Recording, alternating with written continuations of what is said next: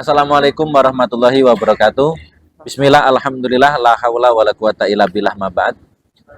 Pemirsa TVNU official, terutama di Wulingi, hari ini bertemu kembali dengan talk show Mampir Ngumbi.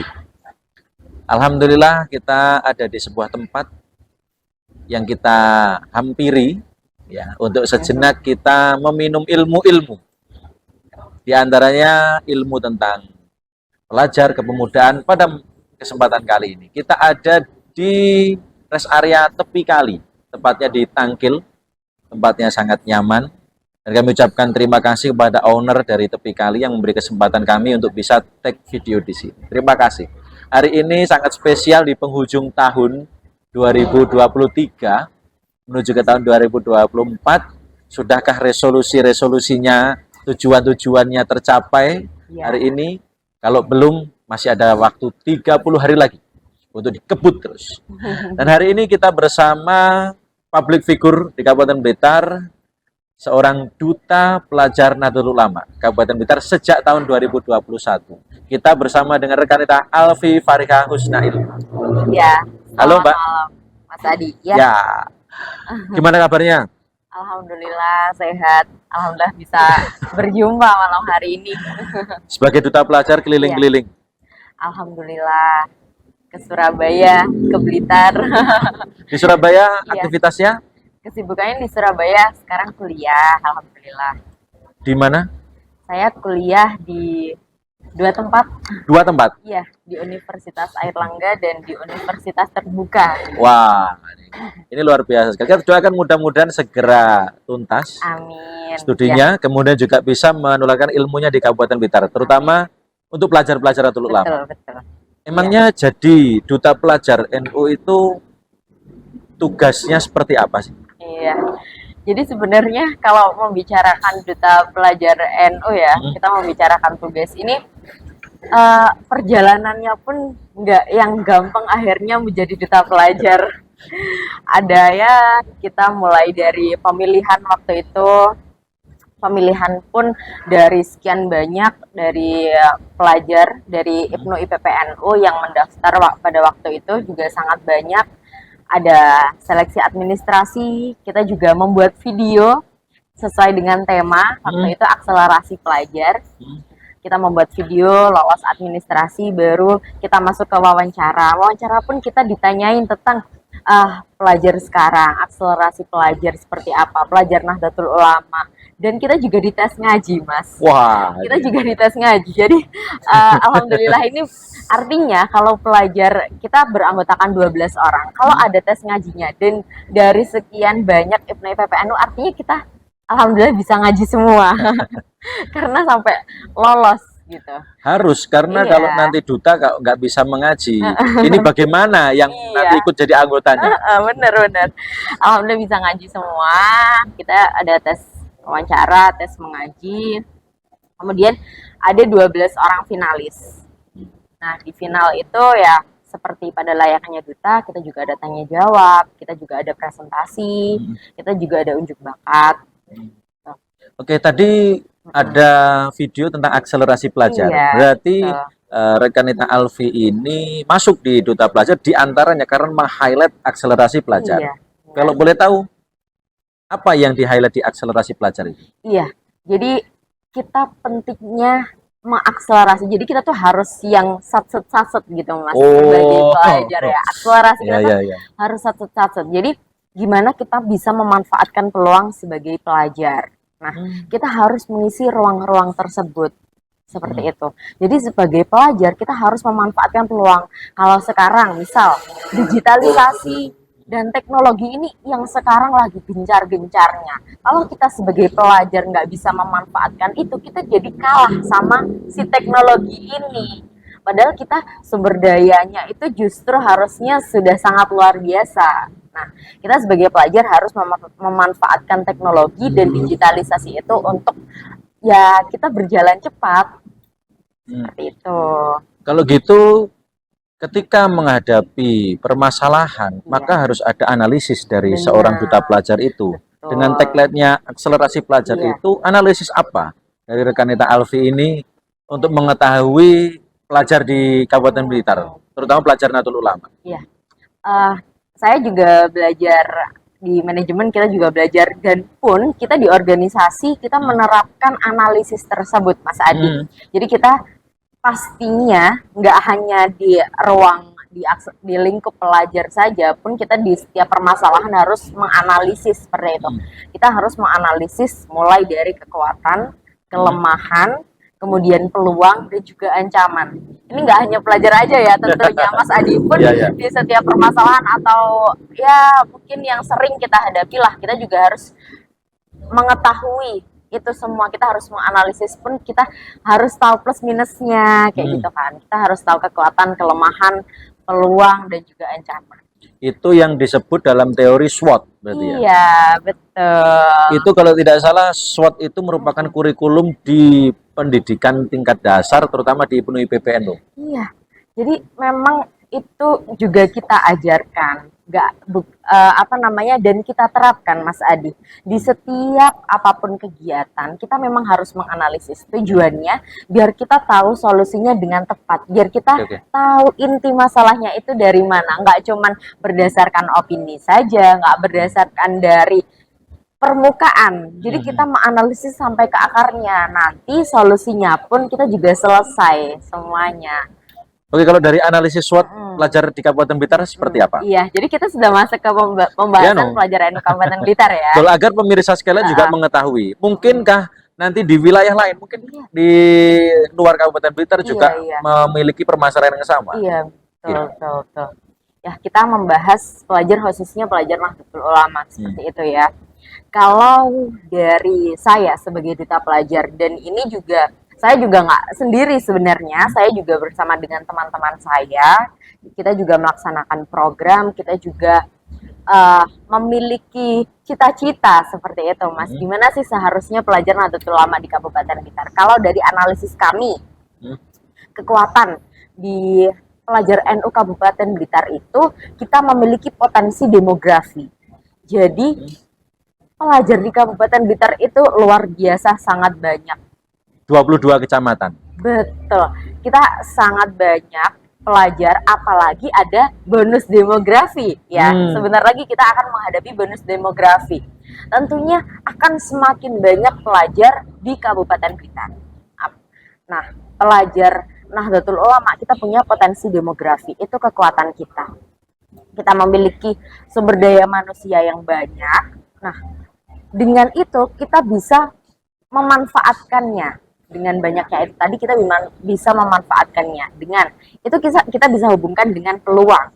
Dengan peluang kita bisa berkolaborasi dengan pihak-pihak eksternal. Jadi kita sebagai pelajar NU gitu ya, kita sebagai Banom dari Nahdlatul Ulama, kita juga akhirnya nggak cuman berkecimpung sama Nahdlatul Ulama aja. Kita nggak cuman dengan muslimat, dengan fatayat ataupun Banom yang lain.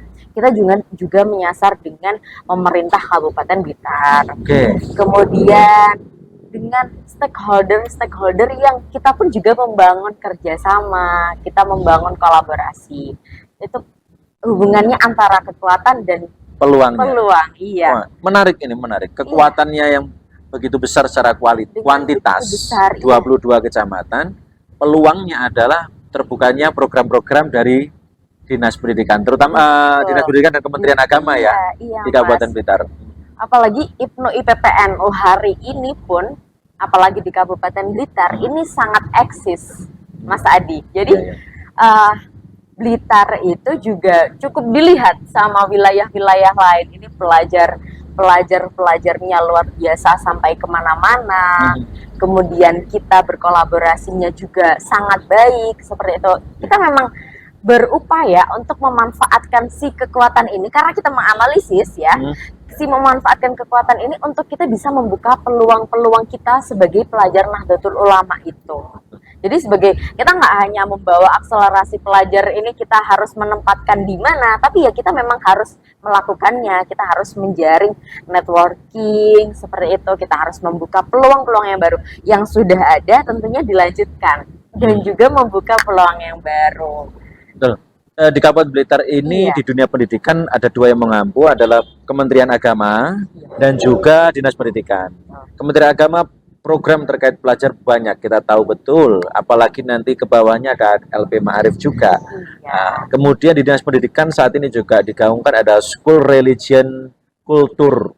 Nah, ini tentunya peran dari pelajar NU, yang mana Nahdlatul Ulama ini kalau di Indonesia separuh lebih, 50% lebih dari orang Islam di Indonesia itu merupakan warga Nahdlatul Ulama. Kita tahu kalau di Blitar secara kultural dan amaliyah hampir 80% lebih mengatakan Nahdlatul Ulama.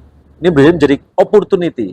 Bener, Mas. Program-program pemerintah ini merupakan peluang kita untuk masuk di dalamnya. Iya, betul. Dan apalagi kita sebagai pelajar NU Kabupaten Blitar, kita di IPNO IPPNU di Kabupaten Blitar gitu ya, Mas. Memang sudah seharusnya untuk menggait dengan pihak-pihak eksternal gitu. Jadi nanti juga bermanfaat untuk rekan-rekan kita ini nih yang ada di kecamatan-kecamatan gitu.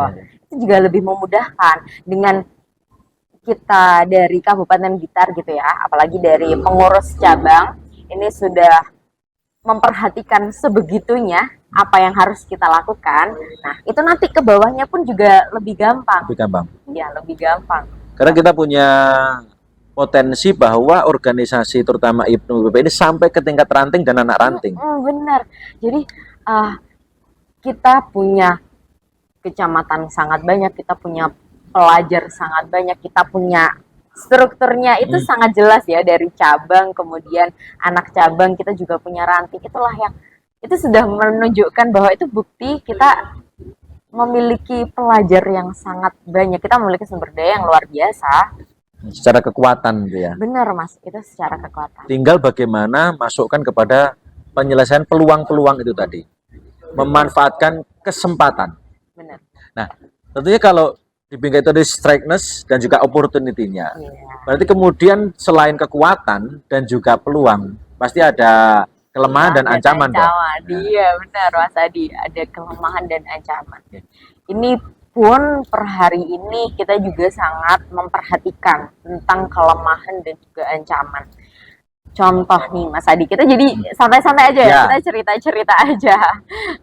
Saya sebagai pelajar yang saat ini juga duta pelajar NU di Kabupaten Blitar.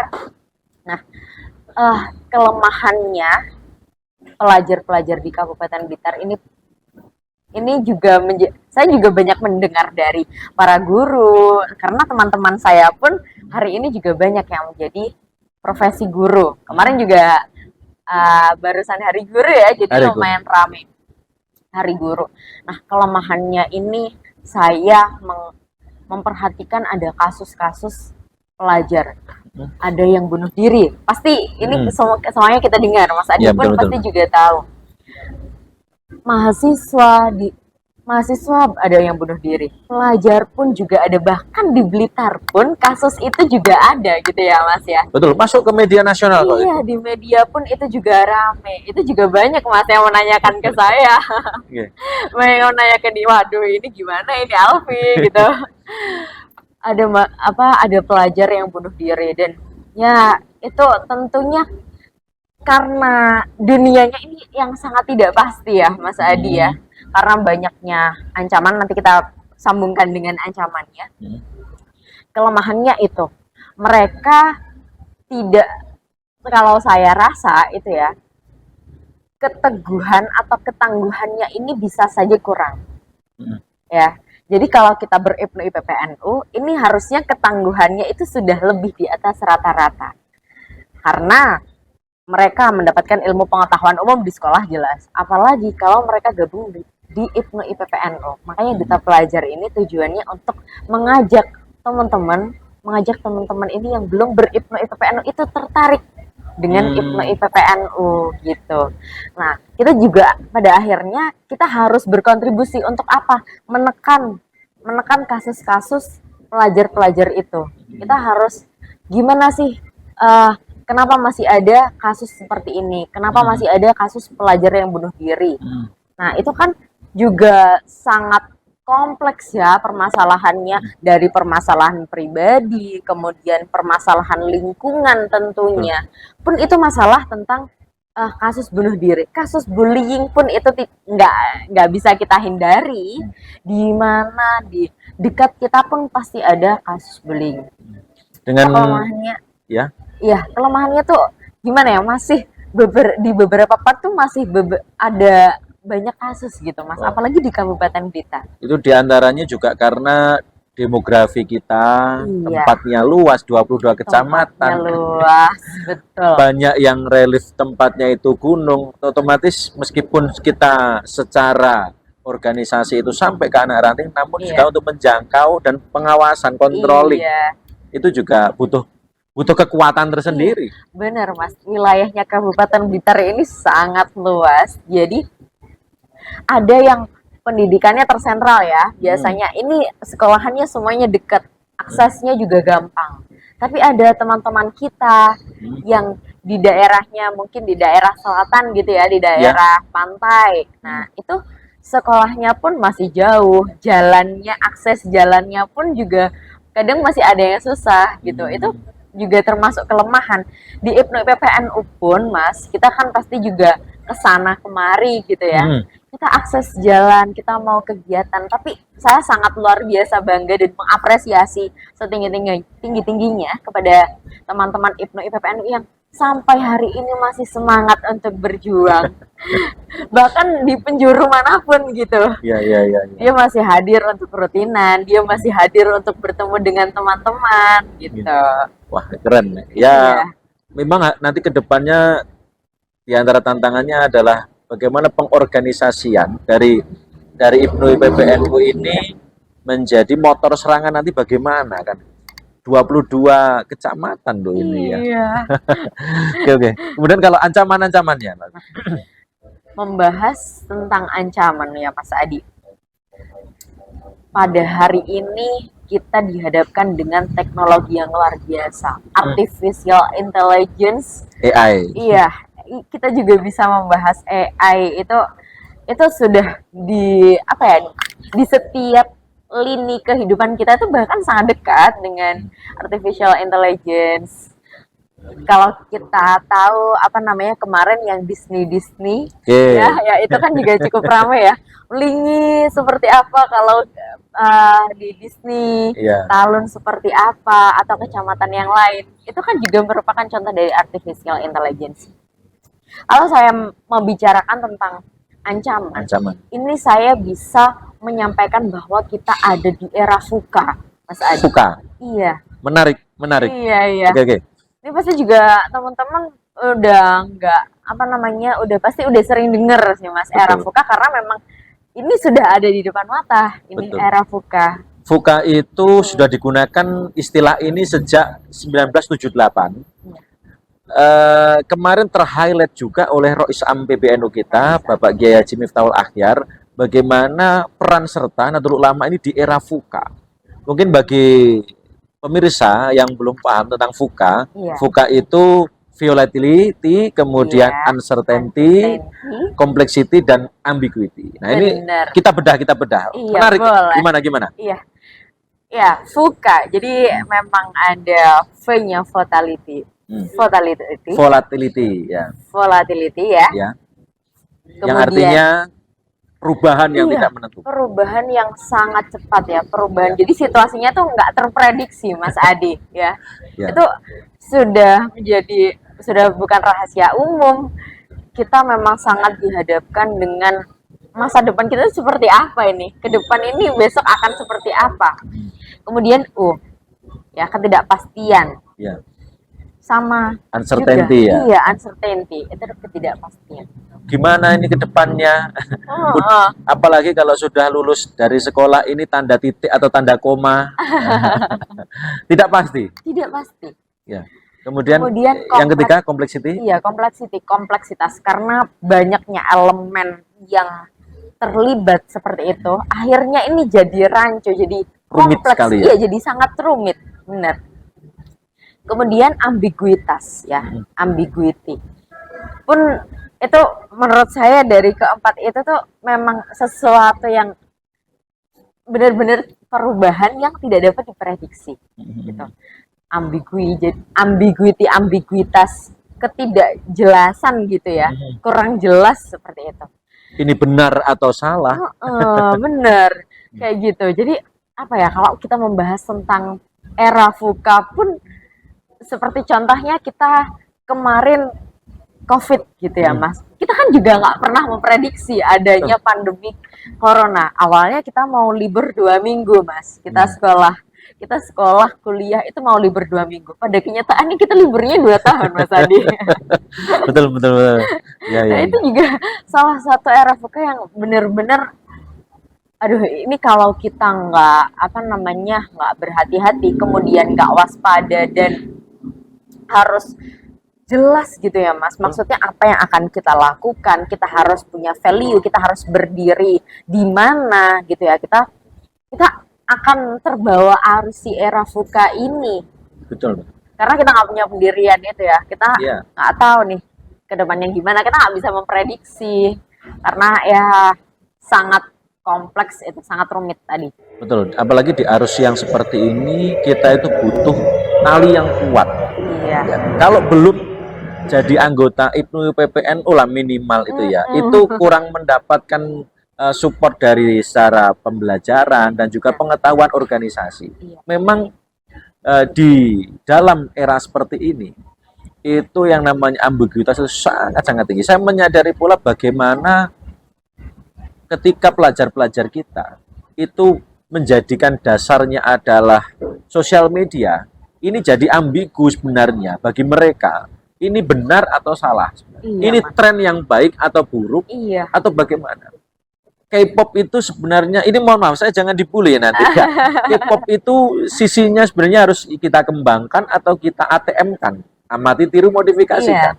Bahkan kalau dari kasus kemarin sangat-sangat memprihatinkan, banyaknya pelajar di Kabupaten Blitar itu mengikuti itu yang menjadi highlight kita adalah menyayat tangan barcode itu. Iya Mas.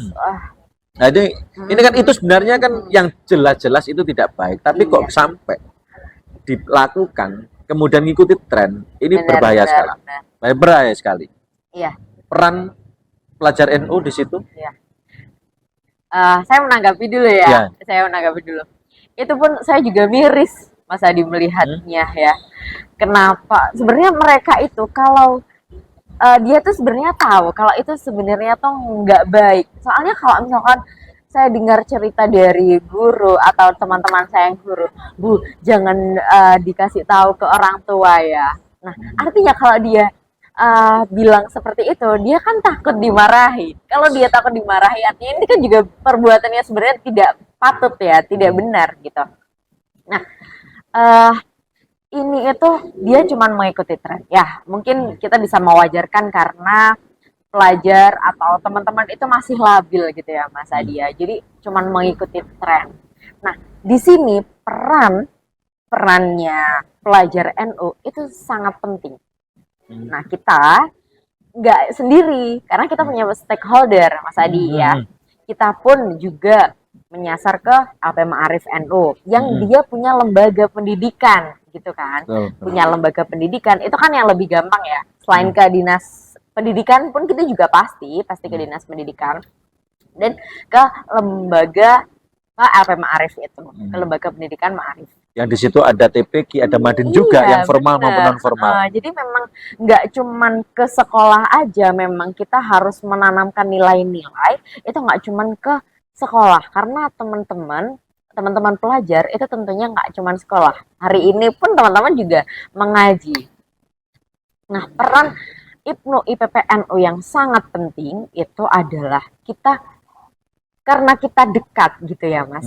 Kita dekat, maksudnya di lingkungan kita IPNU IPPNU sangat banyak, itu sangat dekat. Nah, IPNU IPPNU ini bisa pertama dengan sosialisasi, itu yang sebenarnya paling gampang dan itu sebenarnya harus dilakukan sama IPNU IPPNU. Sosialisasi mengenai spiritual, religiusitas, kemudian tren-tren ini tuh sebenarnya perlu diikuti atau enggak gitu. Tren apa sih yang perlu kita ikuti? Tren apa sih yang nggak perlu? Ini justru kalau tren yang nggak perlu ini kan sebenarnya hal-hal yang merugikan. Jadi kita perlu Betul. memberikan pemahaman bahwa yang perlu kita ikuti itu apa, kemudian yang perlu kita hindari itu apa. Kayak gitu sih Mas Adi. Oke. Ini luar biasa. Bagaimana peran Ibnu PNU itu lebih mendalam lagi. Dan kemudian bagaimana sih PR kita ke depan untuk pemuda-pemuda ini, pelajar ini, secara halus dan tidak terasa mereka sudah mengamalkan tentang religiusitas itu, dan yang mengantarkan adalah Ibnu PPNU sampai ke tingkat TPQ dan madrasah diniyah. Ini luar biasa sekali. Kemudian kalau pandangan dari duta pelajar ini, ya, duta pelajar NU ini, menghadapi FUKA tadi itu gimana? Ini pertanyaan yang memang banyak dipertanyakan dan dihadapi sama-sama bareng-bareng semuanya. Kita menghadapi FUKA harus menjawab dengan FUKA, Mas Adi. Wah, menarik ini, FUKA dengan FUKA. Iya. Oke. FUKA harus dibalas dengan FUKA, ya.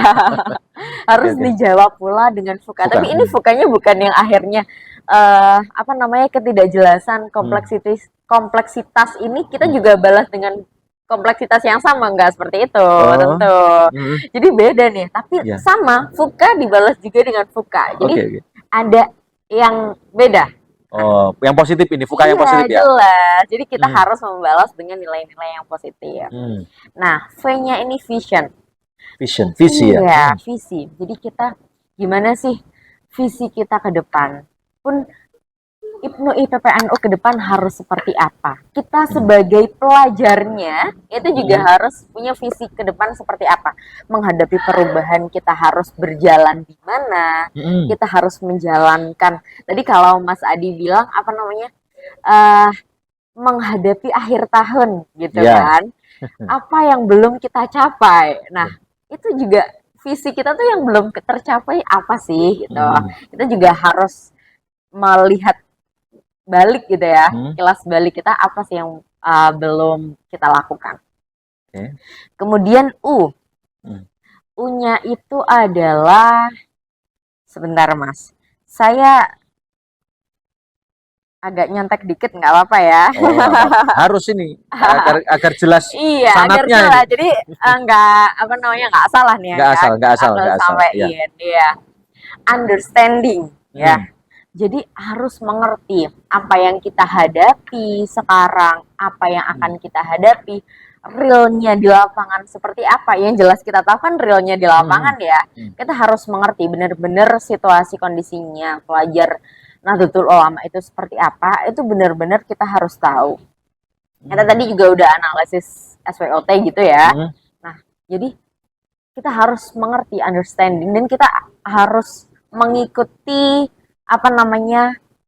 arus zaman ini, Mas. Kita nggak boleh kalah tentu, tapi kita harus mengikuti trennya yang positif dan menghindari sesuatu yang buruk dan merugikan gitu. Kita harus mengerti. Mengerti. Harus berarti understanding. Kuncinya untuk understanding itu ilmu pengetahuan. Betul, ilmu pengetahuan.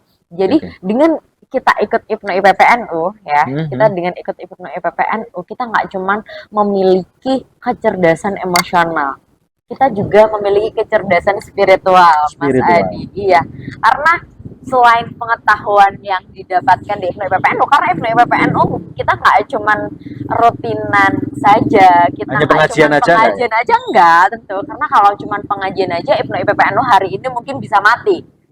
Karena teman-teman sudah apa ini cuma pengajian, saya juga bisa nonton di YouTube gitu. Kita juga punya kecerdasan emosional di teman-teman pelajar Nahdlatul Ulama. Karena kita understanding ya. Iya, di understanding. C-nya. Ya. C-nya clarity atau kejelasan. Clear gitu ya. Jelas. Karena perubahan yang tadi tidak jelas itu ya kita harus balasnya dengan kejelasan gitu. Sesuatu yang ambigu, rancu, harus di-clearkan. Iya, harus di-clearkan. Jadi kita harus menjernihkan pikiran, kita harus fokus gitu. Clear kan ya, tapi bukan sampo loh ya, ini bukan sampo ya. Bukan clear. Kalau clear ya sampo itu ada temannya Peti, ada temannya. Harus menjernihkan pikiran. Harus Berikutnya. Menjernihkan pikiran. Kemudian ada A. A-nya ini bisa agility dan awareness. agility, kemampuan. Iya, dan awareness. Jadi waspada. Oke. Memang kemampuan itu Mas Adi. Ya, kita dihadapkan dengan situasi VUCA, kita harus memiliki kemampuan. Kita harus mengasah soft skill dan hard skill kita.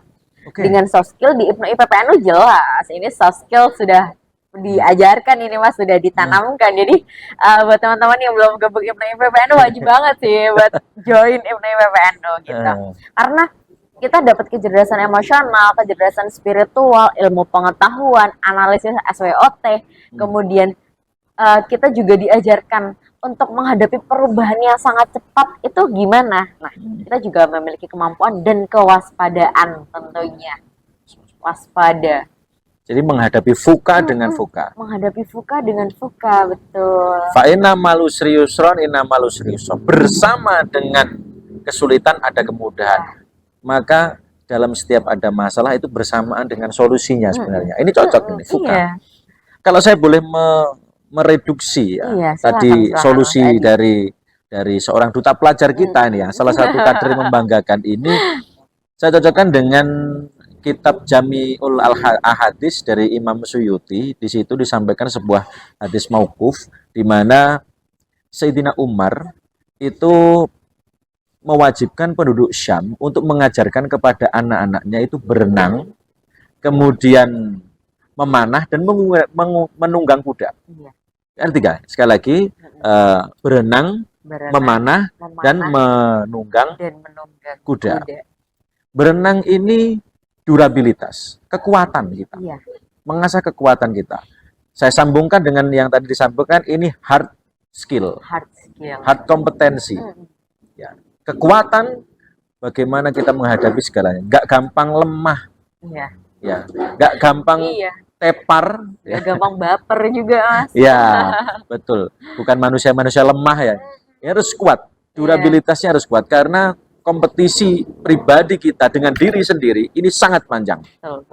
Yang kedua, berkuda. Berkuda itu kecepatan, efisiensi. Ini cocok seperti yang disampaikan tadi bahwa soft skill atau soft kompetensi. Ini penting karena dituntut kita perkembangan zaman yang cepat. Dituntut perkembangan zaman. Mobilitas yang tinggi, maka kita harus melakukan segala sesuatu dengan cepat, jangan sampai ketinggalan. Karena sesuatu yang malam sudah dilakukan, pagi tidak segera kita lakukan tindak lanjut yang akan basi. Yang terakhir adalah memanah. Memanah itu ketepatan, efektivitas, ya, dan melatih konsentrasi kita. Jadi sesuatu yang sudah kuat dan tepat itu harus efektif, harus efektif, tepat sasaran. Jadi kuat, cepat, dan tepat. Kuat, cepat, dan tepat. Betul. Ini yang harus kita bingkai bersama menjadi modal dan juga tantangan ke depan. Insya Allah kalau kekuatan, kecepatan, dan efektivitas ini, ketepatan ini bisa dilaksanakan dan juga diprogramkan oleh IPNU IPPNU ke depan, ini tentunya akan menjadi sesuatu yang luar biasa. Apalagi saya dengar di akhir tahun ini IPNU IPPNU akan mengadakan konferensi. Iya, betul Mas. Jadi kita akan membuka lembaran baru. Nah, gitu. Kita doakan mudah-mudahan kader-kader terbaik yang terpilih. Amin. Ya, dan apa yang menjadi visi dari rekan Nita Alfi ini tadi juga bisa menjadi sebuah solusi untuk ke depan kita, dan analisis-analisis tadi bisa menjadi bahan untuk pengurus-pengurus ke depan ya. Terima kasih, sukses selalu. Iya, sama-sama Mas. Aku boleh memberikan pesan nggak? Oke, silakan. Teman-teman pelajar. Teman-teman pelajar NU di Kabupaten Blitar ya. Makasih banyak teman-teman karena sudah mendengarkan pembicaraan saya dengan Mas Adi seperti itu. Dari tadi ya kita membahas era VUCA gitu ya, perubahan yang sangat cepat, kemudian kita tidak bisa memprediksi dan kita harus menjawabnya dengan VUCA. Saya memiliki solusi dan pesan sekaligus pesan nih buat teman-teman pelajar NU, khususnya ya pelajar NU Kabupaten Blitar. Kita sebagai pelajar jangan yang pada akhirnya kita cuma belajar di sekolah aja. ya. Kita harus memiliki tambahan nilai, kita harus punya value di dalam diri kita, itu harus punya value. Jadi sebagai pelajar NU, kita nggak pada akhirnya cuma belajar materi-materi ilmu pengetahuan semata. Kita juga dibekali dengan ilmu pengetahuan agama. Kemudian value yang harus kita dapatkan tadi, kita menjawabnya dengan fuka ya. Kita harus punya kemampuan ya, teman-teman, rekan-rekan kita ya. Kita harus memiliki kemampuan. Jadi kita harus selalu mengupgrade kapasitas diri, Mas Adi. Jadi kita itu sebagai pelajar, kita harus mengupgrade diri, kita harus mengasah hard skill dan soft skill, karena itu memang yang kita butuhkan untuk menghadapi era VUCA ke depan. Itu tadi sih pesan buat teman-teman, kita harus selalu mengupgrade diri dan kapasitas diri biar kita punya value, nanti kita akhirnya nggak keikut sama arus zaman yang perubahannya kesana kemari gitu. Kita punya pendirian, kita punya value, dan pada akhirnya kita akan dilihat sama banyak orang. Citra diri. Citra diri, betul. Iya. Oke. Terima kasih sekali. Sama-sama Mas Adi, kita ngobrolnya, bincangnya sangat enak sekali. Semoga pelajar NU di Kabupaten Blitar itu bisa menerapkan itu semua. Amin. Dan doakan semoga kita kadernya juga tambah banyak. Amin. Dan semakin melalang buana. Dan saya pengennya FNIP PNU Blitar itu dikenal sama dunia. Amin. Amin. Ya. Amin. Baik, nanti kalau mungkin ada yang ingin pengetahuan lebih lanjut tentang Duta Pelajar, bisa di tagline IG-nya Mbak Alfi? Iya, boleh. IG-nya di @alfi_fariha. Cari aja deh, Alfi Fariha. Oke, terima kasih. Sukses Sama-sama, selalu. Mas Adi. Sampai jumpa di kesempatan yang akan datang ya. Iya. Oke, untuk seluruh pemirsa, terima kasih yang sudah mengikuti hari ini, dan tentunya pasti teman-teman punya masukan-masukan terkait dengan bagaimana tantangan pelajar. Betul. Di Nahdlatul Ulama, utamanya kawan Blitar, silakan ketik di kolom komentar mungkin bagaimana kita mengatasi permasalahan terutama VUCA ini, dan juga mungkin tantangan-tantangan kita ke depan demi kemajuan dan juga kita menghadapi Indonesia ke depan yang lebih baik dan juga menjadi masyarakat yang sejahtera. Tentunya Nahdlatul Ulama berperan untuk mendampingi umat memenangi masa depan. Wallahul muwaffiq ila aqwamit thoriq. Assalamualaikum warahmatullahi wabarakatuh.